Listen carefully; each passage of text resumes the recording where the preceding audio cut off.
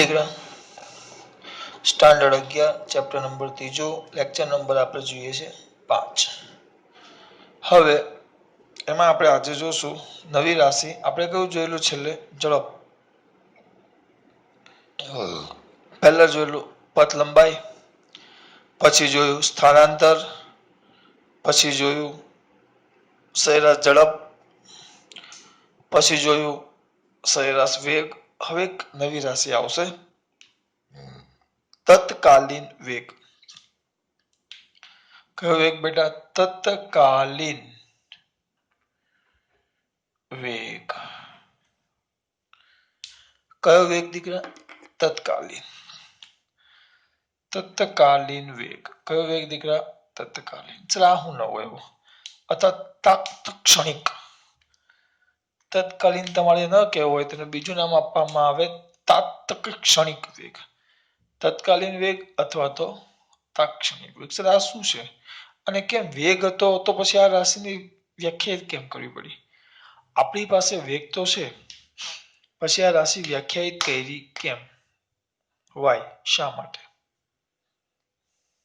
જોઈએ તો આને કહેવાય તત્કાલીન વેગ। તત્કાલીન વેગ એટલે શું? પેલા જો સરેરાશ ઝડપ હોય। ચાલો સરેરાશ ઝડપ હું તમને સમજાવું। તમે ઉદાહરણ આપું, તમે લખો સરેરાશ ઝડપ, બરાબર? તો તમે તરત લખો સરેરાશ ઝડપ બરાબર કાપેલું અંતર છેદમાં તે માટે લાગતો સમય। કાપેલું પાછું કુલ અંતર છેદમાં તે માટે લાગતો સમય સ્વાભાવિક છે। ચલો હવે વિચાર કરીએ। અત્યારે બધા કોરોના લીધે ગામ ગયા છે। હું 2 વાર જઈને પાછો આવ્યો છું। લેવા મૂકવા લેવા ચાલુ છે। તો મારા ગામ જાઓ તો મારું ગામ કંઈક 400 કિલોમીટર આસપાસ થાય। આ 375 જેવું થાય, પણ આપણે ભાગાકાર ઈઝી પડે એટલે 400 કિલોમીટર આસપાસ થાય। 400 સર તમારું એટલે મેં કાપેલું અંતર 400 કિલોમીટર છે। જો ચલો એક કામ કરીએ, 350 કિલોમીટર છે મારું ગામ। 350 કિલોમીટર અંતર છે એટલે મેં કાપેલું કુલ અંતર ડી 350 કિલોમીટર થયું। અને એ અંતર કાપતા મને 7 કલાક થાય। સર બહુ ધીમે ગાડી ચલાવો। હા 7 કલાક મેક્સિમમ 7 કલાક થાય મેક્સિમમ, બરાબર? તો મારી ઝડપ કેટલી થાય? સરેરાશ ઝડપ તો સર 350 ના છેદમાં 7, 7 × 5 = 35। તમારી ઝડપ 50 કિમી પર કલાક છે। એટલે કે તમે 1 કલાકમાં 50 કિલોમીટર અંતર કાપો છો। તમે 1 કલાકમાં 50 કિલોમીટર અંતર કાપો છો। યુ મસ્ટ બી કાપિંગ ધ 50 કિલોમીટર અંતર ઇન 1 કલાક। 1 કલાકમાં તમે 50 કિલોમીટર અંતર કાપો। સર આના વિશે શું કહેવું છે તમારે? સર એટલે એનો મતલબ એમ થયો કે હું દરેક કલાકે 50 કિલોમીટર અંતર કાપું, સાચી વાત? ના, દાખલા તરીકે હું સવારે 7 કલાક મેં કીધા તો બપોરે 1 વાગે હું ઘરેથી નીકળું તો 1 થી રાતે હું 8 વાગે ગામ પહોંચીશ મારા। તો 1 વાગે ચાલુ કરીશ તો 1 વાગે મારી ઝડપ કેટલી હશે? 1 વાગે, 2 વાગે, 3 વાગે, 4 વાગે, 5, 6, 7, 8। હું તમને એમ પૂછું કે તમે બપોરે 1 વાગે નીકળ્યા તો સર 2 વાગે તમારી ઝડપ કેટલી હશે? તમે કહી શકશો? ના, તમે આ સરેરાશ કહેશો, એવરેજ। આ 1 થી 8 માં દાખલા તરીકે અહીંયાથી ગાડી ચાલુ કરું તો અહીંયાથી સુરતમાં હોય ત્યારે બહુ સ્પીડ ઓછી હોય, 40-45 ની હોય। સુરતની બહાર હાઈવે પર જાવ એટલે પછી ત્યાં 80 ની સ્પીડ હોય। પાછું વચ્ચે ભરૂચ ટોલ નાકવા હોય તો ત્યાં અડધો કલાક ઉભો રહ્યો હોય, ટ્રાફિક હોય તો આગળ જાઓ તો પછી પાછું હાઈવે આવે બરોડા અમદાવાદ એટલે 100 ઉપર ગાડી જતી હોય। પાછા અમદાવાદમાં રિંગ રોડ ઉપર ટ્રાફિક હોય તો ત્યાં 40 ની સ્પીડ હોય। વચ્ચે હોટલમાં અડધો કલાક પોણો કલાક ઊભા હોય। તો દરેક સમયે મારી ઝડપ કેવી હશે? અલગ અલગ। એ ઝડપ હું તો એ તમે મને કહી શકો નહીં। એ સરેરાશ ઝડપની મગજમારી છે કે સરેરાશ ઝડપ જુદા જુદા સમયે કેટલો વેગ હશે, જુદા જુદા સમયે અથવા સરેરાશ વેગ સમયના જુદા જુદા ગાળે। હવે આ 7 કલાક છે તેમાંથી કયા કલાકે મારી વેગ અથવા મારી ઝડપ કેટલી હશે એની મને કોઈ માહિતી સરેરાશ ઝડપ કે સરેરાશ વેગ પરથી મળતી નથી, એટલે કે મને વેગનું મૂલ્ય અને દિશા કઈ બાજુ હું ગતિ કરું એ પણ દર્શાવી શકાતું નથી. કારણ કે સરેરાશ છે ને મોટા સમયગાળા માટે હોય. મોટા સમયગાળા માટે હોય તો એ સમયગાળામાં મારો ઝડપ કે વેગ બંને સતત શું થયા કરતી હોય, બદલાતી હોય, અને એ આખા સમયગાળાની અસર આપણને આપે, પરિણામી અસર આપે. છેલ્લી વચ્ચે શું થયું એની આપણને માહિતી મળે નહીં. એટલે જ એને જ દૂર કરવા માટે એક નવી રાશિ વ્યાખ્યાયિત કરવામાં આવી, જેને કહેવાય તત્કાલીન વેગ. જોઈએ કેવા તો આની મર્યાદા શું હતી? સરેરાશ વેગ પરથી સમયના કેવા બેટા જુદા જુદા ગાળામાં પદાર્થની ઝડપ, સોરી વેગ બોલીએ છીએ એટલે ઝડપ નો લખાય, પદાર્થના વેગ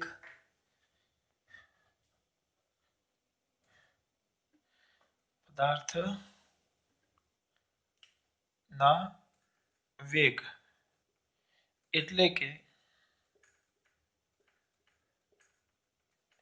વેગના મૂલ્ય અને દિશાની માહિતી મળતી નથી. આ પહેલી સમસ્યા, મળતી નથી. એટલે કે સરેરાશ વેગ પરથી આખા પથમાં તમારા જુદા જુદા સમયે કેટલો વેગ હશે, એટલે વેગનું મૂલ્ય અને દિશા કેટલી હશે એની કોઈ માહિતી મળતી નથી. એટલે આ માટે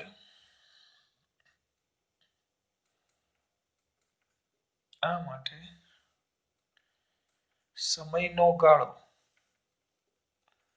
કેવો કરો બેટા? નાનો કરી નવી રાશિ કઈ? તત્કાલીન. સમયનો ગાળો નાનો કરી, કેટલો નાનો ખબર? ડેલ્ટા ટી ટેન્ડ્સ ટુ 0, સાવ નાનો લઈ લેવાનો. ડેલ્ટા ટી સમયનો ગાળો નાનો કરી એટલે કેટલો નાનો? નાનો કરી કેટલો? Delta T tends to 0.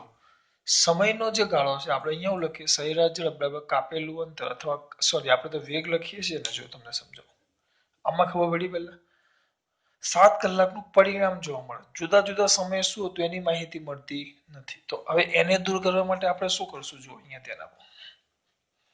હવે એના માટે શું કરવાનું આપણે દીકરા? અહીંયા જોજો ખાસ, આ ડેલ્ટા ટી ટેન્ડ્સ ટુ 0 આવી ગયું. ડેલ્ટા ટી ટેન્ડ્સ ટુ શું આવી ગયું? 0.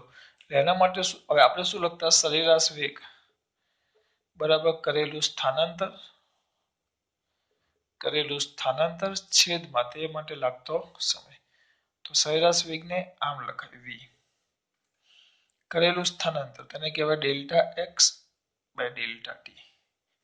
Delta X by delta T, delta X સ્થાનમાં થતો ફેરફાર છેદમાં તે માટે લાગતો સમય. આ સમયનો ગાળો છે જો, પણ આ સમયનો ગાળો કેવો કહેવાય? મોટો. આપણે સમયનો ગાળો કેવો લેવાનો છે? નાનો.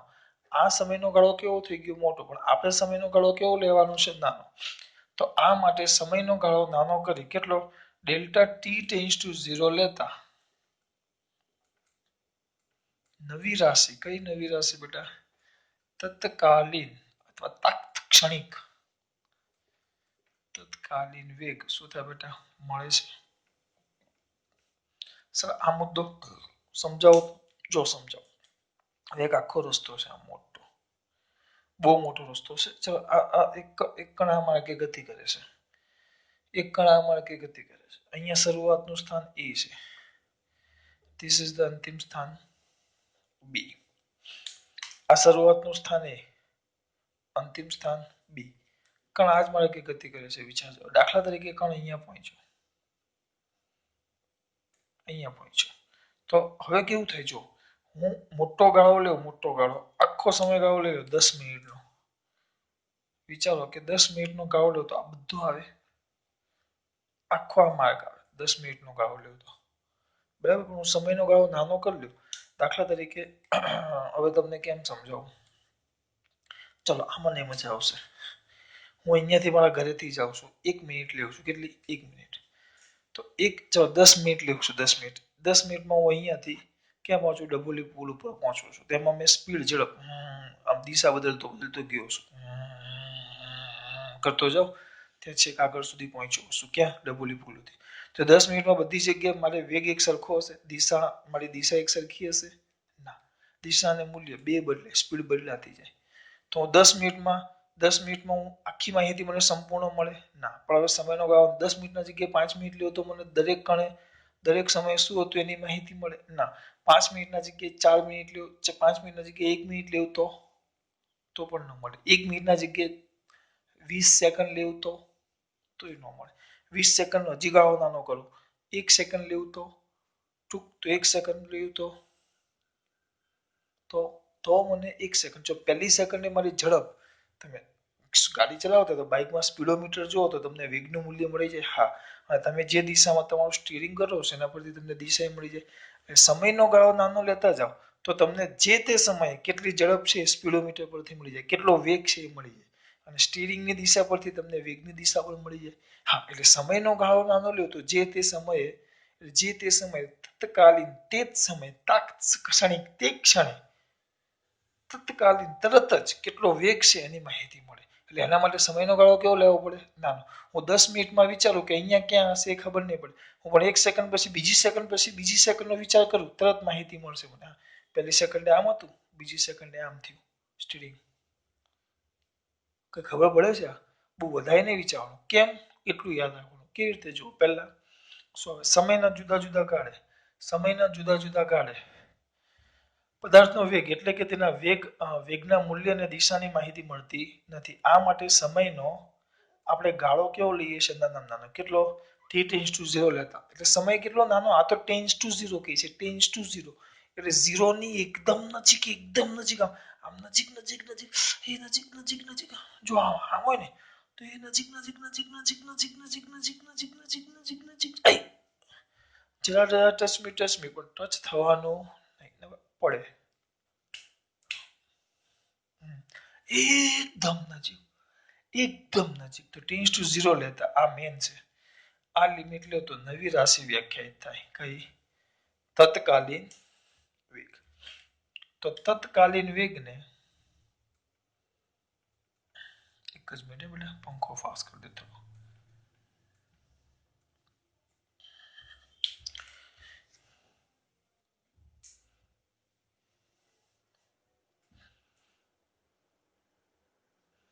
તત્કાલીન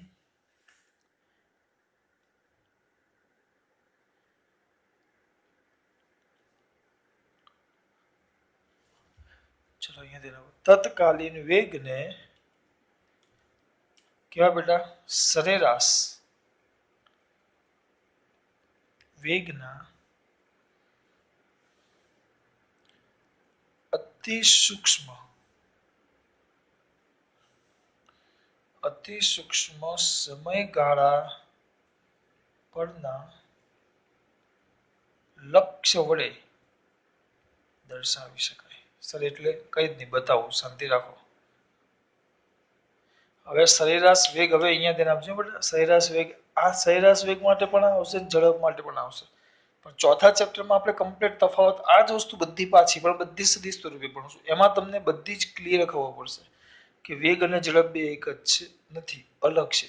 કારણ કે અહીંયા વેગ આવે ને વેગ, આપણે ખરેખર આમ વેક્ટર વી લખવું પડે, અને સ્થાનાંતર આવે ને તો અહીંયા એક્સ લખવું પડે, પણ એ અત્યારે રહેવા દો, અત્યારે ખાલી એટલે તો એ લોકો જો બધે સરેરાશ વેગ આમ જ લખે છે, આમ જ લખે, ને અહીંયા સ્થાનાંતર માટે આ શબ્દ વાપરે, કારણ કે વેગને ઓરિજિનલ રીતે તમે સરેરાશ આમ દર્શાવી શકો, આમ લખો તો એ ઝડપ થઈ જાય, અને ઉપર સદિશ લખો તો વેગ થઈ જાય.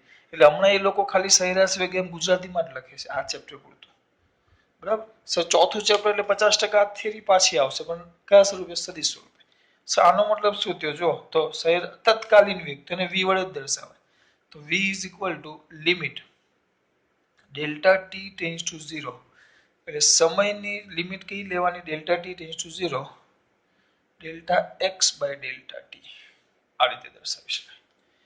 આજે ગાળો નાનો કરી નાખ્યો, average v is equal to limit delta T tends to 0 delta X by delta X by delta T આ તમારી લિમિટ આવી ગઈ. તો આ લિમિટની કિંમત આને ટેન્સ ટુ 0 મૂકી દો ને તો હવે કિંમત થઈ જાય dx બાય dt. આ વેગ v થઈ ગયો. આ આપણું મેઇન સૂત્ર થઈ ગયું dx બાય dt. સર આ શું કર્યું તમે? શું કર્યું? મેં કંઈ જ નથી કર્યું બેટા. આ આપણું મેઇન સૂત્ર થઈ ગયું. સો તમે આ ડી કરી નાખ્યું, નાનો ડેલ કરી નાખ્યો, નાનું ડી કરી નાખ્યું આ ડેલ્ટાની જગ્યાએ. એટલે તમારે એક વધારાની વસ્તુ કેવું શું છે ખાલી યાદ રાખવાની. ગમે ત્યારે તમને એમ કોઈ કે ગમે ત્યારે એનીવન તમને કોઈ એમ કે આ ડેલ્ટા એક્સ છે ને આ ડેલ્ટા અને આ ડી બે ફેરફાર જ છે. આ જે છે ને આ ડેલ્ટા એ મોટો ફેરફાર આવે. આ લખવાનું નથી, નોટમાં સાઈડમાં લખી નાખવાનું. આ મોટો ફેરફાર દર્શાવે. આમાં સમયનો ગાળો મોટો હોય તો ફેરફાર કેવો હોય? મોટો. દાખલા તરીકે એક નાનું બાળક છે 5 વર્ષે એનો જન્મ થયો તો એના 3 વર્ષ સુધી દળની એ જન્મથી એના 3 જન્મથી 5 વર્ષ સુધી દળની ગણતરી કરો તો એ ફેરફાર કેવો હોય? જન્મથી 5 વર્ષમાં બહુ મોટો હોય. પણ જન્મથી તરત જ એના જન્મથી 5 વર્ષનો ફેરફાર બહુ મોટો હોય. પણ જન્મથી તરત જ આપણે એમ કહીએ કે જો આજે જન્મ અઠવાડિયા પછી તો ફેરફાર કેવો હોય? નાનો. સમય નાનો એમ ફેરફાર નાનો. તો આ ડેલ એ નાનો ફેરફાર દર્શાવે. નાનો. તમે એને સૂક્ષ્મ પણ કહી શકો. કેમ સૂક્ષ્મ? કારણ કે ભાઈ આપણે સમય ટેન્સ ટુ 0 લઈએ ને ત્યારે આ મળે. એટલે સૂક્ષ્મ ફેરફાર દર્શાવે. કોઈની પણ આગળ ડેલ આ બે લાગે, આ બે કિંમત કોઈની પણ આગળ, આ બે કિંમત કોઈની પણ આગળ લાગે એટલે સમજી લેવાનું એ ફેરફાર આવે. સર ખબર ન પડી. જો સમજાવો. દાખલા તરીકે એમ લખું ડેલ્ટા એક્સ અને ડેલ એક્સ. તો ડેલ્ટા એક્સ એટલે આ શું થાય? સ્થાનમાં થતો ફેરફાર. આ શું થાય? સ્થાનમાં થતો સૂક્ષ્મ ફેરફાર. હું એમ લખું ડેલ્ટા ટી તો સમયમાં થતો સૂક્ષ્મ ફેરફાર. આ ડેલ્ટા ટી તો સમયનો ફેરફાર. આ મોટો ફેરફાર, આ નાનો ફેરફાર. એટલે આ ડેલ આવે તો નાનો ફેરફાર અને આ ડેલ્ટા આવે આને ડી કહેવાય. ડી આવે તો નાનો ફેરફાર, ડી આવે તો નાનો ફેરફાર. આને ડેલ્ટા કહેવાય. ડેલ્ટા તમે બબૂચક વિવેચક એવું કંઈક કહેતા તો એ મોટો ફેરફાર. કેવો ફેરફાર? મોટો ફેરફાર. કેવો ફેરફાર? મોટો ફેરફાર. માં પોયરાઓને કમ્પ્લીટ ખબર પડે જ છે. થોડાક આગળ જઈએ. આને કાઢી નાખો.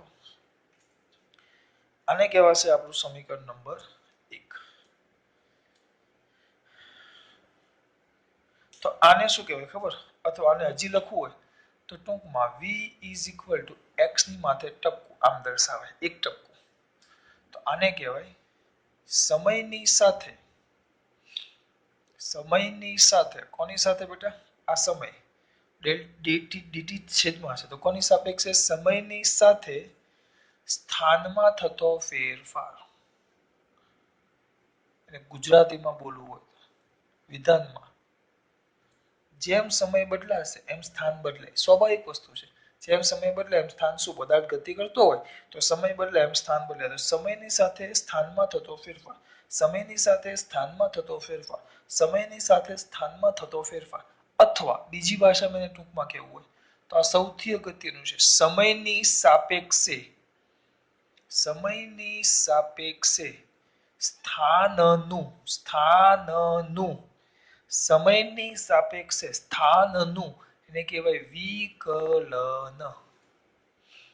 બે વસ્તુ બોલાય. બોલવું હોય તો શું કહેવાશે બેટા? સમયની સાથે આ મસ્ત તમને તરત ખબર પડે સ્થાનમાં થતો ફેરફાર. પણ આપણે મેન તો આનો જ ઉપયોગ કરશું.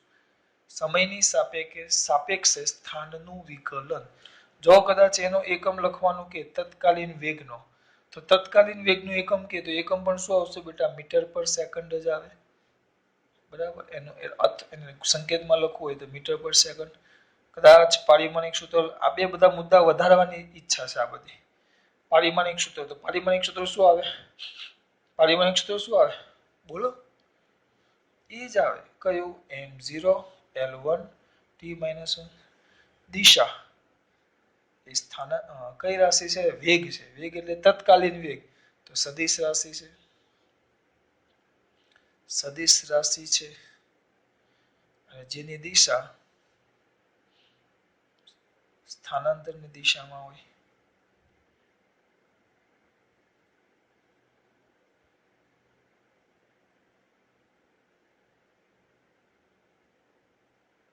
આટલું લખો તો તમારો તત્કાલીન વેગ નામની 2 માર્ક્સની થિયરી પૂરી.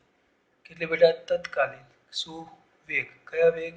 તત્કાલીન વેગ નામની કેટલા માર્ક્સની થિયરી પૂરી? 2 માર્ક્સ.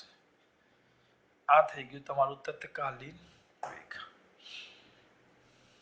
બહુ સિમ્પલ. હા, હવે આ મુદ્દા જો એવું નહીં કે સમય સાથે જ બેટા જો આને તમે અલગ અલગ રીતે ફેરફાર કરી શકો બેટા. આ મુદ્દો આ પતી ગયું. પણ હવે જો હું આમ લખું તમારી માહિતી માટે dm/dt શું લખું બેટા? હું શું લખું? dm/dt. આને શું કહેવાય? બોલો, આને બોલતા આવડવું જોઈએ. છેદમાં સમય છે તો સમય સાથે કોની સાથે? સમય સાથે દળમાં થતો ફેરફાર. જે મારું દળ સમય સાથે વધતું જાય એમ નાના છોકરાનું દળ સમય સાથે વધતું જાય તો આ કે સમય સાથે દળમાં થતો ફેરફાર અથવા સમયની સાપેક્ષે દળનું વિકલન. કોઈ પણ માટે લખાય. હા, પણ બદલાતો હોવું જોઈએ. df/dt તો શું કહેવાય? સમય સાથે સમય સાથે f એટલે ફોર્સ એટલે બળ. તો સમય સાથે બળમાં થતો ફેરફાર.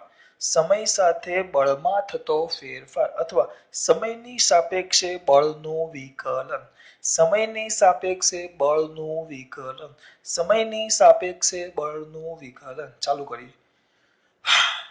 5 મિનિટ આપો. પથ લંબાઈ જો ફટાફટ પહેલેથી બધું પતી જશે. પથ લંબાઈ પદાર્થે કાપેલા કુલ ગતિપથની લંબાઈને પથ લંબાઈ કહેવાય. ને પદાર્થના ચોક્કસ દિશામાં સ્થાનમાં થતા ફેરફારને સ્થાનાંતર કહેવાય. પથ લંબાઈની વ્યાખ્યા આવી ગઈ. પથ લંબાઈ એટલે એકમ કયો આવે? મીટર. આનો હવે મીટર પારિમાણિક સૂત્ર L1. આનું L1 અદિશ રાશિ સદિશ રાશિ યાદ એવું કઈ બેટા? સ્થાનાંતરને બદલે આ હંમેશા કેવું હોય? ધન. અને આ ધન, ઋણ કે શૂન્ય મેં તમને સાબિત કરીને આપેલું. બરાબર. સ્થાનમાં થતો ફેરફાર તો ડેલ્ટા x x2 - x1 અંતિમ સ્થાન માઇનસ પ્રારંભિક સ્થાન થઈ ગયું. પછી હતું સરેરાશ વેગ ને સરેરાશ ઝડપ. સરેરાશ ઝડપ ને સરેરાશ વેગ. પદાર્થે કાપેલા કુલ અંતર છેદમાં તે માટે લાગતા સમયના ગુણોત્તરને સરેરાશ ઝડપ કહેવાય. અથવા તો એ બેના ગુણોત્તરને અથવા એકમ સમયમાં પદાર્થના સ્થાનમાં પદાર્થને એકમ સમયમાં પદાર્થે કાપેલા અંતરને સરેરાશ શું કહેવાય? ઝડપ. તો આ હતું સ્થાનાંતરના છેદમાં સમય. તો એકમ સમયમાં પદાર્થના સ્થાનમાં થતા ફેરફારને પદાર્થનું શું કહેવાશે? સ્થાનમાં થતા ફેરફારને તે પદાર્થનું સરેરાશ શું કહેવાશે? વેગ. અથવા પદાર્થે કરેલા કુલ સ્થાનાંતર છેદમાં તે માટે લાગતા સમયના ગુણોત્તરને સરેરાશ શું કહેવાશે? વેગ. આનો એકમ મીટર પર સેકન્ડ. આનો મીટર પર સેકન્ડ. L1t - 1 L1t - 1 અદિશ સદિશ સદિશ આવે તો દિશા કઈ દિશામાં આવે? સ્થાનાંતરની દિશામાં આવે. આની વાત આ હંમેશા ધન હોય તો અધન, ઋણ અને શૂન્ય સાબિત કરેલું. કેમ? પછી સરેરાશ. હવે સરેરાશ વેગ. વેગમાં શું મર્યાદા હતી? કે જુદા જુદા સમયે પદાર્થનો વેગ કેટલો હશે તેની માહિતી સરેરાશ વેગ પરથી મળતી નથી. આ માટે સમયનો ગાળો કેવો લેવામાં આવે? નાનો. તો નાનો લેતા જે નવી રાશિ મળે એ નવી રાશિને આપણે શું કહેશું? તત્કાલીન વેગ. તત્કાલીન વેગને શું આવશે? સરેરાશ વેગને સૂક્ષ્મ સમયગાળાના લક્ષ સ્વરૂપે દર્શાવી શકાય.